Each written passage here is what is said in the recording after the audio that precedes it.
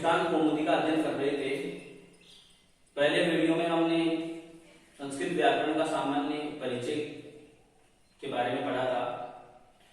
दूसरे वीडियो में हमने लघु सिद्धांत कौमुदी के मंगलाचरण से लेकर के जो ये चतुर्दश माहेश्वरी सूत्र हैं उनके बारे में थोड़ी जानकारी ग्रहण कर ली थी, लेकिन थोड़ा वीडियो बड़ा हो गया था इसलिए थोड़ा उसको छोटा कर दिया था। इसलिए मैं थोड़ा सा यहाँ से वापस स्टार्ट करता हूँ कि ये जो चतुर्दश माहेश्वरी सूत्र हैं उसके बारे में वृत्ति कही गई है। फिर नीचे लघु सिद्धांत कौमुदी में कि इति माहेश्वराणि सूत्राणि अनादि संज्ञार्थानि एषाम् अन्त्या इतः हकारादिषु अकार उच्चारणार्थ लण वृद्धेतु संज्ञक है। इति माहेश्वराणि सूत्राणि, ये माहेश्वर सूत्र, ये 14 माहेश्वर सूत्र अनादि संज्ञार्थानि, इनका क्या प्रयोजन है? अनादि संज्ञा के अर्थ का प्रयोजन है। यानी इन माहेश्वरी सूत्रों से अण आदि प्रत्यारों का निर्माण करना है। एसाम अंत्या, एसाम यानी इन सब माहेश्वरी सूत्रों के जो अंतिम वर्ण है, अंत्या यानी अंतिम वर्ण, यानी जो पहले सूत्र में जो णकार आ रहा है, दूसरे सूत्र में जो क आ रहा है, तीसरे सूत्र में जो ग आ रहा है, चौथे सूत्र में जो च आ रहा है, इस प्रकार इन सभी सूत्रों के अंतिम वर्ण की इत है, इत संज्ञक है, इत संज्ञा होती है। यानी ये सब चतुर्दश सूत्रों के जो अंतिम वर्ण है वह इत संज्ञक है। फिर आगे कह रहे हैं कि हकार आदिषु अकार है, यानी जो अंतिम वर्ण है उसकी इत संज्ञक है, और जो हकार आदि में जो अकार है, जो ये है, इसमें है आधा और ए मिला हुआ है, यह फिर आगे तो ये में भी फिर ए मिला हुआ है। अब जब एक बार पाणिनि जी ने अकार का ग्रहण कर लिया तो फिर ये बार बार अकार का क्यों ग्रहण किया है? तो इसके लिए उन्होंने बताया कि इसका प्रयोजन बताया कि ये क्यों ग्रहण किया गया है। इस प्रश्न का जवाब दिया उन्होंने कि जो हकार आदि में जो अकार है, जो है आदि में जो ए लिया गया है, वह उच्चारणार्थ है, उच्चारण के लिए लिया गया है। यानी उसका प्रयोजन उच्चारण करना है, क्योंकि इन व्यंजनों का है, इनका उच्चारण करना असंभव है बिना स्वर की सहायता के। इसीलिए जो ये हकार आदि है, इनमें जो अकार है वह उच्चारण के लिए है। और लेकिन परंतु आगे कह रहे हैं कि लण, जो लण सूत्र है, इस लण में ल, ए और ण, इसमें 3 वर्ण है लण सूत्र में। इस लण जो सूत्र है इसमें जो ए वर्ण है और समय तो उच्चारण के लिए है, लेकिन जो लण है इस सूत्र में जो ए है वह उच्चारण के लिए नहीं, वह तो इत संज्ञक है। ये जो ए है वो तो इत संज्ञक है, यानी इसकी भी इत संज्ञा होती है। इस प्रकार से यहां पर एक बहुत ही अच्छा और बहुत ही इंपॉर्टेंट क्वेश्चन मिलता है कि माहेश्वरी सूत्रों के अंदर कितने वर्णों की इत संज्ञा हुई है, या कितने वर्ण इत संज्ञक हैं। तो हमारा उत्तर होना चाहिए 15, क्योंकि जो 14 सूत्र हैं उनके जो अंतिम वर्ण है वो इत संज्ञक, और एक जो लण के अंदर जो ए है वह भी इत संज्ञक है। इस प्रकार से 15 इत संज्ञक वर्ण है। अब हम इसके बारे में कुछ और जानकारी प्राप्त करते हैं कि आगे सवाल करते हैं कि ठीक है, ये हमने मान लिया कि लण के अंदर जो इत संज्ञक है, लेकिन जो अनादि जो संज्ञाएं हैं, जो अण आदि जो प्रत्यार हम बनाएंगे वो आगे आएगा। प्रत्यार का सूत्र, प्रत्यार कैसे बनाए जाते हैं ये सब आगे बताएंगे। लेकिन जो अण आदि जो प्रत्यार हम बनाएंगे तो एक कंफ्यूजन होता है कि उसका उत्तर कैसे दिया जाए। कि जो नकार का जो प्रयोग किया गया है 22वें सूत्रों में, एक अणियुण का जो नकार है और एक लण का नकार है, इन दो नकारों का प्रयोग जो किया गया है, तो यदि हमें अण प्रत्याहार बनाने के लिए कहा जाएगा, यदि हम अण प्रत्याहार बनाएंगे या इण प्रत्याहार, इन दो प्रत्याहारों के निर्माण में हमें बहुत बड़ी दिक्कत आएगी, क्योंकि जो हम अण प्रत्याहार बनाएंगे तो हमें कंफ्यूजन पैदा होगा कि हम पूर्व नकार तक बनाएं या बाद वाले नकार तक बनाएं। जो यानी हमें जो अण प्रत्याहार के वर्णों का ग्रहण करना है, तो जैसे इको यणसी है उसमें अण प्रत्याहार का ग्रहण हो रहा है, तो उसमें अण प्रत्याहार में यहां तक के वर्णों का ग्रहण करना है या यहां तक के वर्णों का ग्रहण करना है, ये हम कैसे समझ पाएंगे?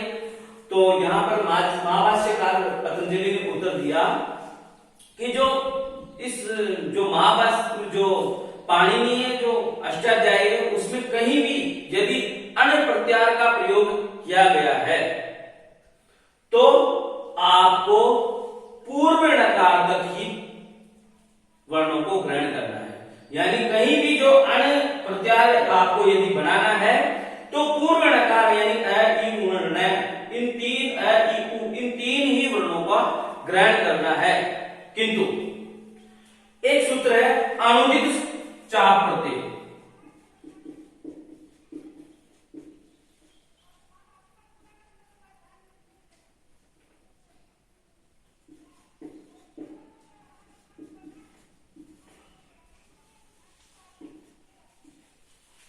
इस अनुदित चाप प्रत्यय इस सूत्र में, परंतु कह रहे हैं कि जो भी अण प्रत्याहार आपको निर्माण करना है, कभी भी आपको अण प्रत्याहार बनाने के लिए कहा जाए या अण प्रत्याहार को कुछ करने के लिए कहा जाए या कुछ आदेश करने के लिए कहा जाए, तो आपको पूर्व वाले नकार तक ही ग्रहण करना है। लेकिन जो अनुदित चाप प्रत्यय जो इस सूत्र है, इसमें जो अण प्रत्याहार आपको बनाना है वह बाद वाले नकार तक बनाना है। कहने का मतलब यह है कि कभी भी हमें कहीं पर भी अण प्रत्याहार यदि हमें बनाना है तो पूर्व नकार तक ही बनाना है। लेकिन जब इस सूत्र में जब अण प्रत्याहार में वर्णों का ग्रहण किया जाएगा तो नकार तक के वर्णों यानी छठा जो सूत्र है लण, बाद वाले नकार तक के वर्णों का ग्रहण हमें करना है। इसी प्रकार से जो द्वितीय जो प्रत्याहार है इण, इसका बारे में पूछा गया कि इस चलो अण में तो हम कर लेंगे, पूर्व नकार तक कर लेंगे, अनुदित सवर्ण से चाप प्रत्यय सूत्र में हम बाद वाले नकार तक कर लेंगे। लेकिन अब हमें यह बताएं कि जो इण प्रत्याहार है इसमें कहां तक ग्रहण करना है? इण में जो ये पूर्व नकार तक ग्रहण करना है या बाद वाले नकार तक ग्रहण करना है? तो इसका उत्तर महाभाष्यकार ने दिया कि जब इण प्रत्याहार हमें बनाना है तो हमेशा बाद वाले नकार तक ही हमें वर्णों को ग्रहण करना है। इस प्रकार से इन दो संख्याओं का समाधान किया। इसके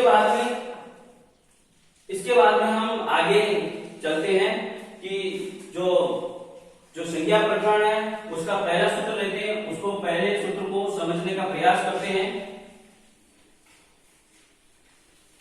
लघु सिद्धांत कौमुदी में जो संज्ञा प्रकरण है, प्रथम जो प्रकरण है वह है संज्ञा प्रकरण।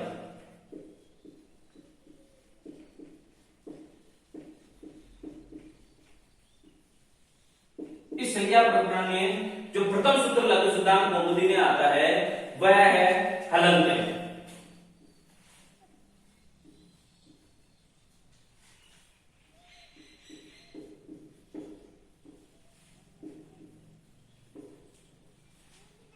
जब प्रथम सूत्र लघु सिद्धांत कौमुदी का जब हम लघु सिद्धांत कौमुदी जब पढ़ने जाते हैं तो जो प्रथम सूत्र आता है वह है हलन्त्यम, और इसका जो एड्रेस दिया हुआ है 1-3-3।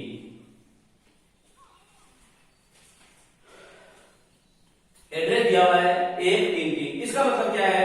इसका मतलब 1-3-3 का मतलब है कि जो अष्टाध्याय है, जो अष्टाध्याय में यदि हम इस सूत्र को देखना चाहेंगे तो जो ये अष्टाध्याय में जो ये सूत्र मिलेगा तो एक का मतलब है यहाँ प्रथम अध्याय, उसमें 8 अध्याय अष्टाध्याय में, तो 8 अध्याय में से कौन से अध्याय में मिलेगा? यानी प्रथम पहले नंबर पे लिखा हुआ है प्रथम अध्याय में ये सूत्र आपको मिलेगा। अब उस अध्याय में भी कहां पे मिलेगा, यानी जो मैंने पहले ही वीडियो में बताया है कि उसमें 8 अध्याय है और 832 पाद है, तो द्वितीय नंबर पे पादों की संख्या दी हुई है, यानी तृतीय पाद में वह ये सूत्र मिलेगा। और उसके बाद में कौन सा सूत्र है तृतीय पाद में भी, तो उस तृतीय पाद में भी तीसरे नंबर का यह सूत्र है। इस प्रकार से इसका हलंत्यम जो सूत्र है, इसका एड्रेस यानी जो अष्टाध्यायी है उसमें उस जगह पर मिलेगा। अब इसकी जो इसमें जो शब्दों का हम इसकी वृत्ति देखते हैं हम कि वृत्ति क्या होता है, वृत्ति क्या लिखी हुई है, वृत्ति लिखी हुई है उपदेशे अंत्यम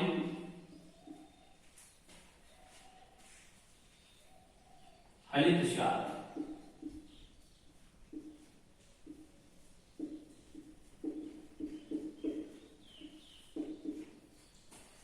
ऐसे पहली पंक्ति लिखी हुई है। अब हम इस सूत्र की वृत्ति को समझने का प्रयास करते हैं। उससे पहले मैं आपको इस सूत्र के विखंडन करके बताऊं तो इसमें दो शब्द हैं, एक हल और दूसरा अंत्यम।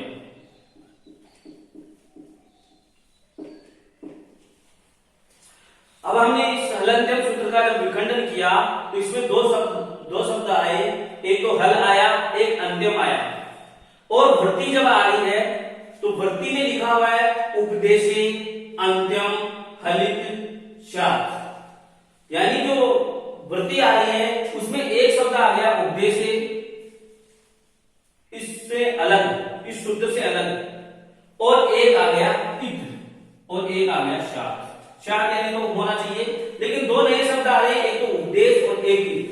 तो ये उपदेश कहां से आया और ये इत, ये दोनों शब्द कहां से आ गए, तो इसको मैं समझाने के लिए आपको थोड़ा अष्टाध्याय में लेकर के चलता हूं कि जो ये एड्रेस दिया हुआ है, जो लिखा हुआ है अष्टाध्याय में 1 3 3 इस सूत्र का, तो हम इससे पहले 1 2 2 1 3 2 1 3 2 नामक जो सूत्र है उसको देखते हैं। तो उस वह सूत्र हमें मिलता है उपदेशे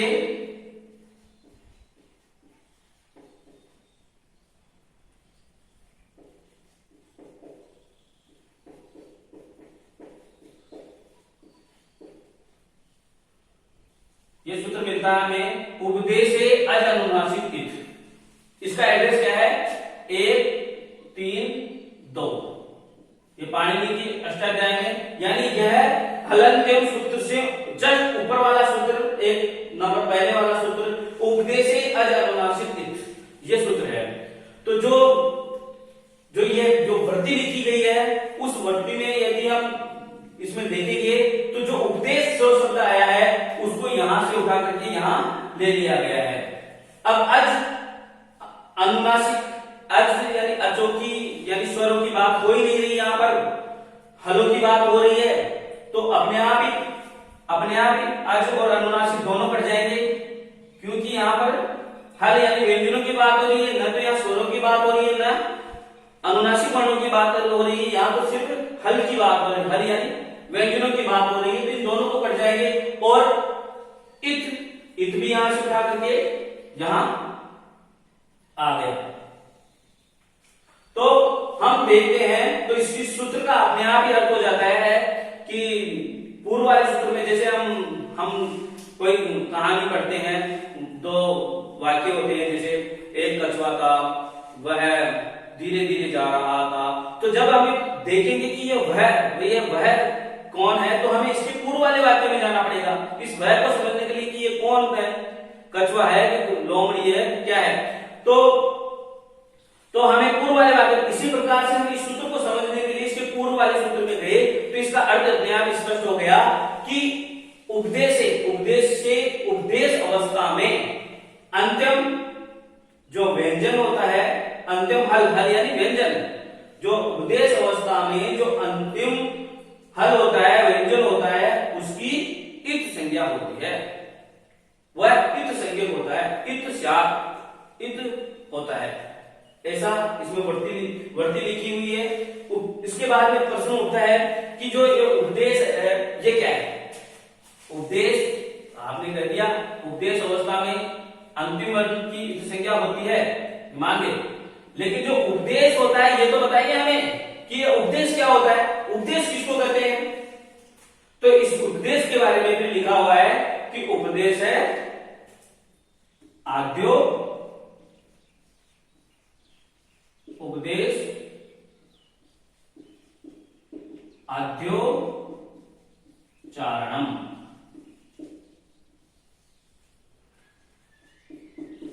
उपदेश किसको कहेंगे यह प्रश्न उठा है। तो उपदेश का फिर उत्तर दिया गया कि जो उपदेश है वह आद्य यानी सर्वप्रथम, आद्य यानी सर्वप्रथम उच्चारणम, जो उच्चारण किया गया है वह उपदेश कहलाता है।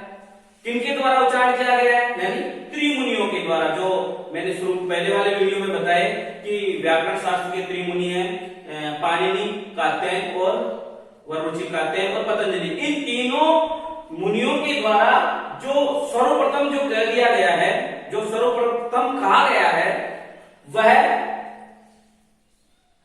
उपदेश कहलाता है। जो कहा गया है वह उपदेश कहलाता है। अब आगे हम इसकी वृत्ति हम देखते हैं। तो इसमें आगे लिखा हुआ मिलता है कि सूत्रांतरेषु, फिर आगे सवाल पूछते हैं कि जब मान गए इस चीज का कि उपदेश अवस्था में अंतिम व्यंजन की हल संज्ञा होती है, लेकिन हमें जो मैंने पहले आपको बताया वह अब बात आती है कि जो ये उपदेश आया, ये तो आया, ये कहां से आ गया। तो उसका उत्तर अब आ रहा है आपके इसमें कि जो सूत्रेषु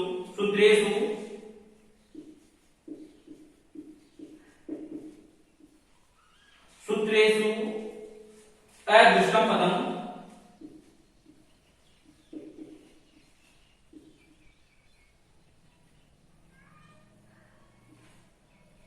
अदृष्ट पदम, सूत्रेषु अदृष्ट पदम पदम सूत्रानुप्रवाद,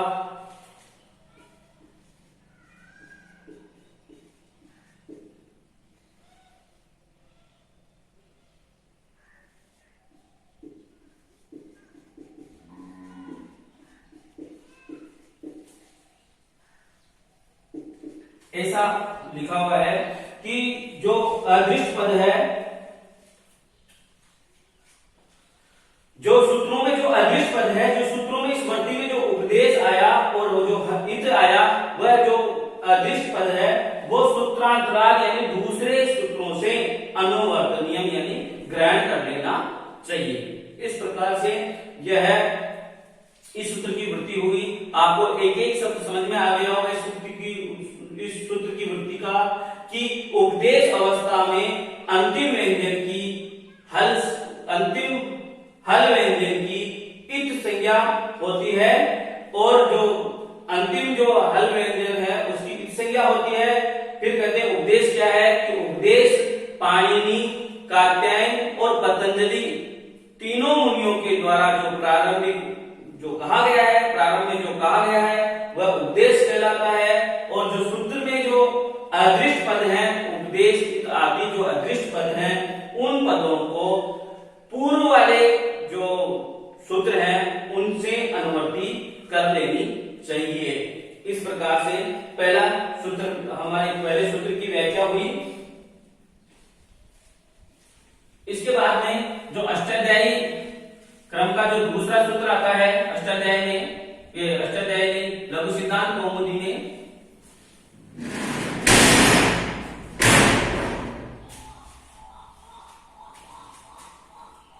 दूसरा सूत्र है अदर्शनम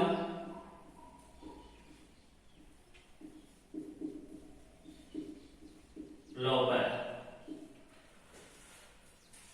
और इसकी वृत्ति लिखी हुई है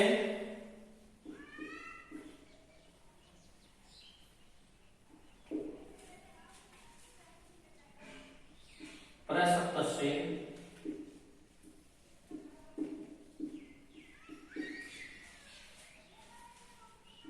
अदर्शनम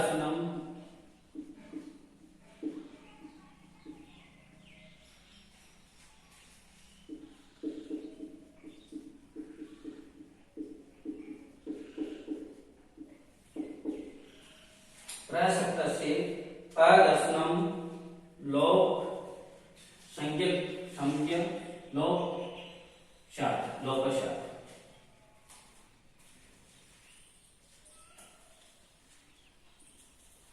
लोप संज्ञा लिखा हुआ है यहाँ पे।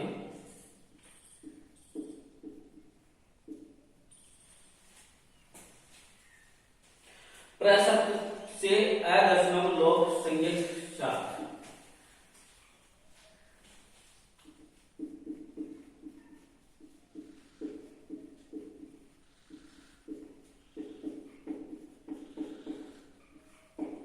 और जो इसके बाद में जो तीसरा सूत्र है उसको भी मैं लिख देता हूं। यहां पर तीसरा जो सूत्र है वो आएगा आपका तस्य लोप। तस्य लोप की जो वृत्ति लिखी हुई है तो इस प्रकार से लिखी हुई है।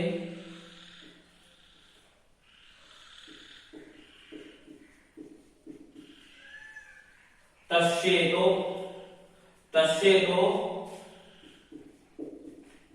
लोप है। तस्येतो लोप स्यात्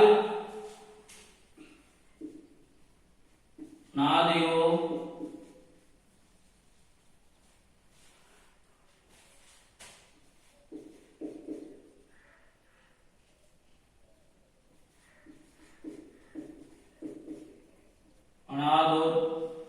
अनाध्याता। इस प्रकार से वृत्ति लिखी हुई है।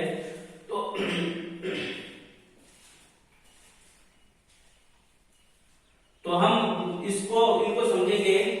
तो सबसे पहले मैं आपको अदर्शनम लोप के बारे में बताने से पहले तस्य लोप सूत्र को समझाना चाहता हूं, ताकि ये अदर्शनम लोप है जो अपने आप ही समझ में आ जाए। ये तस्य लोप है जो सूत्र करता है, क्या करता है, जो यदि हम इसका एड्रेस देखते हैं तो यह पाणिनीय जो अष्टाध्यायी है उसमें 1 3 9 पर मिलेगा। और यदि हम इस सूत्र को देखते हैं तो इस सूत्र का जो एड्रेस देखते हैं तो ये पाणिनीय व्याकरण में 1 1 59 पर मिलेगा। कहने का मतलब यह है कि जो हमने हलंत सूत्र देखा था वह 1 3 3 पर था। उसके बाद में उसके जस्ट नीचे यानी 1 3 3 पर था, यानी तीसरे नंबर का सूत्र था। और ये 90 नंबर का सूत्र ये है, यानी 3 से लेकर के 8 तक उन्होंने पाणिनि ने इत ही संज्ञा की इत संज्ञक सूत्रों का ही वर्णन किया है। उसके बाद में जो 9वां सूत्र है ये, और जो लघु सिद्धांत कौमुदी के तीसरे नंबर का जो सूत्र है उसका वर्णन किया गया। और ये जो सूत्र है अदर्शनम लोप, ये तो बहुत पहले प्रथम अध्याय के प्रथम पाद में वर्णन कर दिया गया था 59वें सूत्र में। तो पहले मैं इसको समझाता हूं कि तस्य लोप है यानी उसका लोप। तो यहां प्रश्न होता है किसका लोप, तो उस सूत्र से अनुवर्ती आ जाएगी इत संघर्ष। तस्य तो लोप स्यात्, ये वर्ती है तस्य तो लोप स्यात्। तो इसका तस्य तो क्या है, इसका हम संक्षेप करेंगे तो तस्य प्लस इत है। उस इत का तस्य प्लस इत है, ये तस्य तो का संक्षेप हो जाएगा।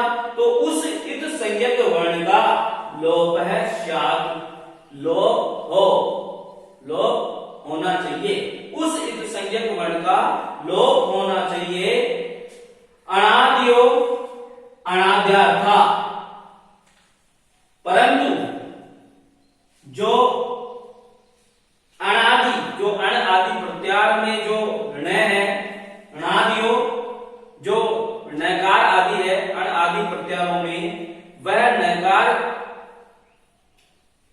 का भी लोप होना चाहिए कि नहीं।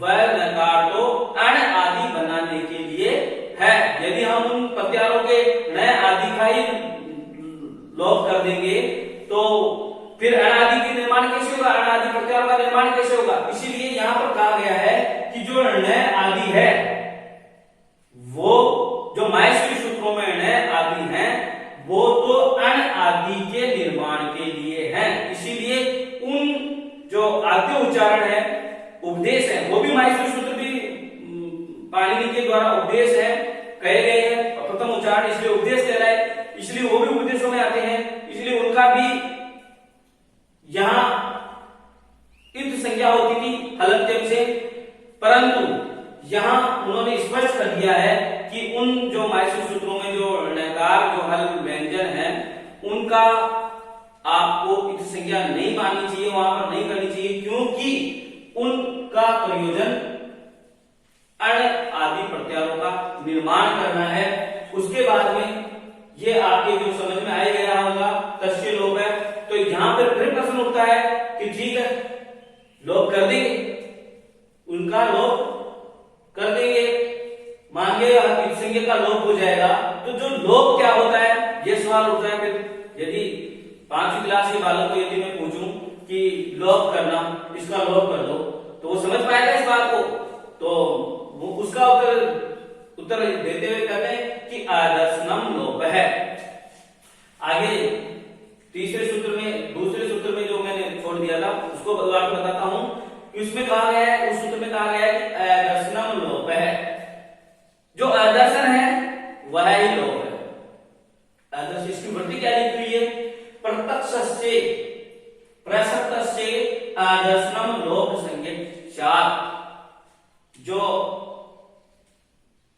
प्रसक्त है यानी जो विद्यमान है, विद्यमान से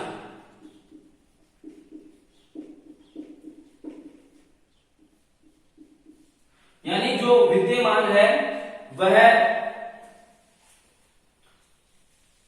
वह लोप संज्ञक शात, जो वह लोप संज्ञक होता है, यानी उसकी लोप संज्ञा होती है।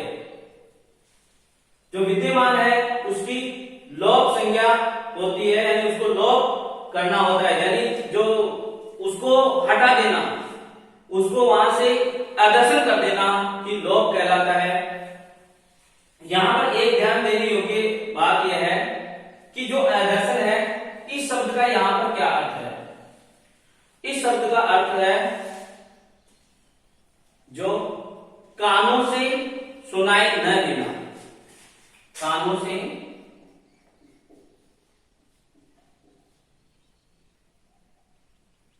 या इसी के प्रकार से दोनों सुनाई न देना, इस प्रकार से अर्थ बताया गया है। व्याख्याकारों ने आदर्शन का अर्थ बताया सुनाई न देना, जबकि दृश्य धातु है, दृश्य धातु का सामान्य अर्थ देखना होता है। वो कहते हैं ये कहने का उनका ये आदर्शन का अर्थ सुनाई न देना कहने इसलिए कहा है उन्होंने क्योंकि जो व्याकरण है उसका नाम ही शब्दानुशासन है, शब्दों का अनुशासन किया जाता है, इसमें शब्दों साधु है असाधु है ऐसा इसका निर्णय किया जाता है। तो जो शब्द है, जो शब्दों को केवल एक मात्र प्रमाण होता है, वह सुनने के द्वारा ही उसको